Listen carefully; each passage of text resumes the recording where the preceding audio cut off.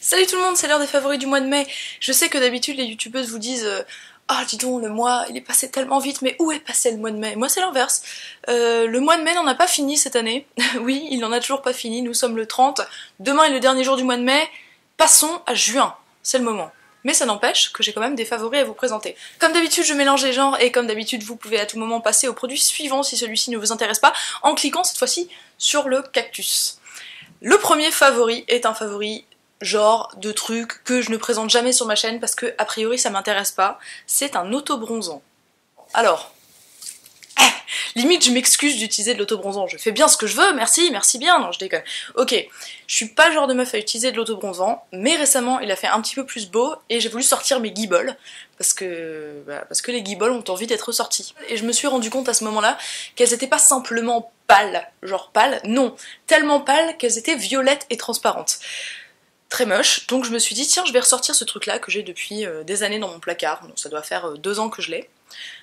Note, il ne périme pas, hein, contrairement à ce qui pourrait éventuellement être écrit ou je ne sais quoi. Ils essaient de vous faire acheter des nouveaux trucs, non ça ne périme pas, 2 ans après ça marche toujours très bien. Bref, pourquoi j'aime ce truc? Parce que c'est une brume en fait. On appuie, et puis ça fait un bronzage vraiment diffus. Ça sèche sur la peau, donc après on n'en fout pas partout, j'en ai absolument pas mis sur mes fringues, ni sur mes draps ou quoi que ce soit. Genre tu l'utilises tous les jours jusqu'à ce que t'aies la guibole de la déesse grecque et t'es content. Et il y en a aussi pour le visage, alors en ce moment je l'utilise pas pour mon visage, mais en tout cas c'est vraiment hyper pratique ce truc. Et par exemple, si vous voulez vous faire tout le corps, mais que vous êtes comme moi pas très souple pour atteindre le dos, avec ça, on s'en fout, ça marche aussi à l'envers, enfin bref. C'est tellement léger et diffus que vraiment pour se rater, il faut faire le mauvais geste plein de fois de suite, contrairement aux autobronzants où genre tu te rates une fois et t'es foutu, tu vois, t'as la honte internationale. Là pas du tout. Donc voilà, je suis vraiment fan de ce type de produit, je trouve ça hyper pratique. Beauté toujours et brume toujours, brume toujours, brume toujours. Ce truc là que vous avez peut-être vu apparaître sur la chaîne d'Hélène de mon blog de filles, mais au cas où, si vous ne le savez pas, ça y est, enfin, les gens nous ont écoutés, ils ont créé un solaire que tu peux mettre par-dessus ton maquillage, que tu n'es pas obligé d'étaler comme ça et qui te ruine tout ton maquillage, et donc c'est la grande joie. Donc je l'ai pas utilisé énormément encore parce qu'il est sorti il y a pas longtemps, donc je ne sais pas au niveau de la protection solaire sur 30 ans ce qu'il donne etc, mais c'est un SPF 30, et puis on agite, et puis sur le visage, on laisse sécher et on est protégé, pas besoin d'étaler et tout ça, et ça c'est juste génial quoi. Parce que quand vous voulez remettre de la crème solaire dans la journée quand il fait hyper beau et que vous avez envie de déjeuner en terrasse, même si apparemment c'est le pire péché de la terre, moi quand il y a du soleil je suis contente quand même, donc j'ai envie de me mettre un petit peu au soleil quoi. Et donc je me protège. Et en plus de ça, en plus de cette fonction qui permet de remettre de la crème solaire quand on en a déjà mis le matin en dessous de son maquillage parce qu'on est une sainte, quand on est comme moi et que dès qu'on met de la crème solaire sur son visage, on se retrouve quand même avec soit plein de boutons, soit un peu de boutons, mais en tout cas jamais sans boutons du tout, vous savez peut-être de quoi je parle, et ben avec ça, en fait, j'ai pas eu de boutons. En tout cas, pas pour l'instant. Si jamais je venais à avoir des boutons à cause de ce truc là, bien sûr je reviendrai vous en parler, mais pour l'instant c'était pas le cas, donc je mets mon huile comme d'habitude, je me maquille, et puis s'il y a du soleil, hop sur le visage, et puis après je retouche éventuellement dans la journée. Donc ce truc c'est juste une merveille absolue quoi. Allez, passons à un petit favori mode, une fois n'est pas coutume. Ce truc que j'ai sur moi, que j'appelle personnellement ma serpillière à franges, c'est un truc que j'ai acheté chez Etam, et alors je me suis pas mise assez loin, malheureusement, pour vous montrer, mais en gros, vous voyez que c'est un truc bien large comme ça, avec des franges tout sur le côté qui se prennent dans mon sac. C'est un peu pénible, mais bon, j'adore ce truc quoi. En plus c'est le genre de truc un peu genre doudou, tu pars en t-shirt le matin parce que t'as chaud, et puis après en fin de journée t'as un petit peu froid comme ça sur le bord du canal, alors t'enfiles ce truc là, tu t'enroules dedans, enfin c'est trop bien.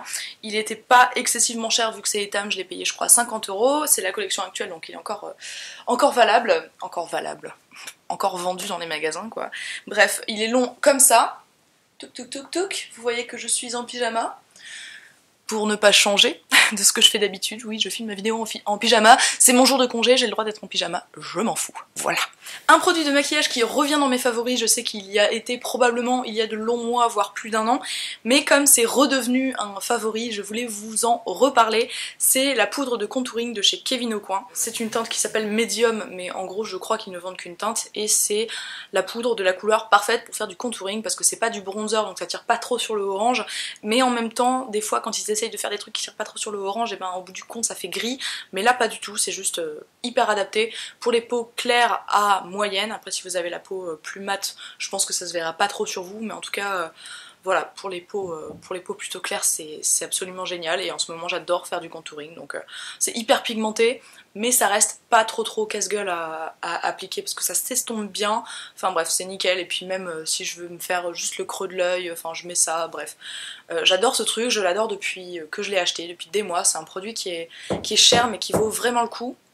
Je suis désolée si vous entendez pourquoi mes voisins tapent comme des malades quoi. Qu'est-ce qu'ils font? Qu'est-ce qu'ils essayent de faire? Ce matin j'ai cru que le plafond allait me tomber sur la tête. Bref, voilà. Truc génial. Un autre favori de maquillage, cette fois-ci c'est un rouge à lèvres, et non ce n'est pas celui que je porte sur mes lèvres et que j'espère je ne porte pas sur les dents.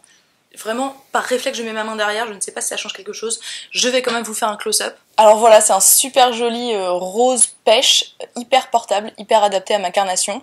Il est très crémeux, très confortable, et puis aussi je l'ai beaucoup utilisé en blush crème en fait. Puisque vous le savez peut-être si vous avez vu la vidéo que j'ai faite à ce sujet, mais ce mois-ci je me suis essentiellement maquillée dans le métro le matin, et ben c'est très pratique d'utiliser un rouge à lèvres qui peut faire blush crème, et ça marche très bien. Et c'est une couleur juste hyper flatteuse, et c'est bio en plus, Lily Lolo. Attention, alerte, très gros favori, un favori cheveux. J'ai trouvé, enfin, ça y est, l'après-shampoing de ma vie. Depuis des mois que j'ai arrêté d'utiliser des produits avec des silicones et des trucs comme ça, et que je me tourne plus vers le bio, j'ai jamais vraiment trouvé un truc hyper satisfaisant. Oui, c'est vrai, il y a quelques mois, je vous avais présenté un après-shampoing bio dans mes favoris, qui était de la marque Evolve, et c'était un très bon après-shampoing, mais je trouvais juste vraiment cher pour ce que c'était, et il avait tendance un petit peu à faire regresser mes cheveux plus vite. Et là, enfin, j'ai trouvé l'après-shampoing de chez Logona. C'est une merveille. C'est ce que j'ai trouvé de plus proche d'un après-shampoing classique avec des silicones en termes d'application. Je trouve qu'il s'applique vraiment facilement pour quelque chose de bio. Il n'y a pas besoin d'en mettre beaucoup. Il est pas cher, surtout vu la quantité qu'on a. Bon, le packaging est absolument moche, mais bon, ça, on peut pas tout avoir. Mais il démêle bien les cheveux, il les rend plus doux, et en même temps, il les fait pas regresser plus vite. Donc je trouve qu'il coche vraiment toutes les cases. Et c'est quelque chose que je vous conseille mais énormément. Même si vous cherchez pas forcément du bio, ça reste un très bon après-shampoing. Et si vous cherchez du bio et que vous êtes désespéré parce que les seuls après-shampoings qui sont bien que vous trouvez, ils coûtent 38 € les 50 ml, pensez à celui-là. Passons aux soins de la peau. Alors j'ai une routine qui est relativement établie et je ne change pas grand chose, mais quelque chose que j'ai changé récemment dans ma routine, c'est que j'ai introduit cette chose-là. Ceci est une brosse nettoyante que je teste grâce à mon Corner B, et alors en fait j'ai été surprise de voir à quel point j'aimais ce truc là. Je l'adore, je l'utilise tous les 2-3 jours à peu près avec un nettoyant quand je suis dans la douche, et juste pour nettoyer profondément les pores. Et en fait c'est une brosse qui a plein de toutes petites fibres, mais vraiment microscopiques, qui rentrent bien dans les pores pour les nettoyer, et ça marche vraiment, mais en même temps ça agresse pas du tout la peau, en tout cas pas ma peau qui est sensible, donc après c'est toujours pareil, les gens ont des peaux différentes, mais en tout cas pour moi ça marche vachement bien.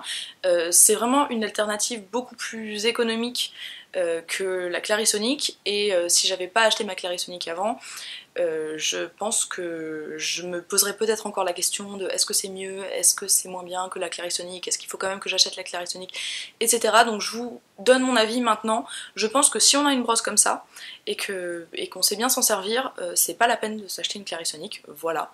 Je le dis comme je le pense, je trouve ça beaucoup plus agréable, beaucoup plus doux sur la peau. En plus on peut beaucoup plus concentrer l'application aux endroits où on en a vraiment besoin, etc. Il n'y a pas le timer de la Clarisonic qui te stresse et tout. En plus voilà, c'est beaucoup moins cher, et j'aime énormément ce truc, et je trouve que ça vraiment ça aide à clarifier la peau, à purifier un petit peu les pores un peu encrassés et tout ça. Il y en a de plusieurs marques, moi j'ai testé que celle-ci dont je suis vraiment très satisfaite.